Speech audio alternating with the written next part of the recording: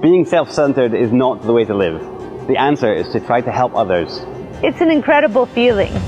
There was a little bit of pain, but the pain didn't matter. I'm not a dreamer, but I believe in miracles. I have to. There can be no reason for me to stop, no matter what pain I suffer.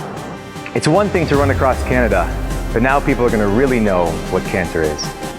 I'm not gonna give up, but I might not make it. If I don't, the marathon of hope better continue.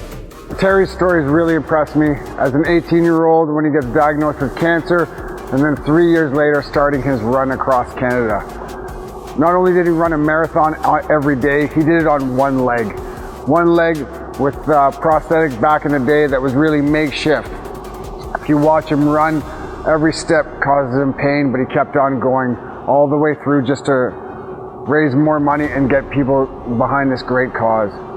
Cancer has affected everybody in multiple ways, from small kids right up to adults. Me personally, my father had cancer when I was younger. Thankfully he survived, but recently last year, my cousin who I grew up with was diagnosed with stomach cancer, and then 6 months later he died, leaving behind a 1-year-old child and a 4-year-old daughter, which will unfortunately not have a father as they grow older. So this year I've decided to run for that family. Hopefully you haven't been affected with cancer yet. If you have, or if you haven't, please come join our run.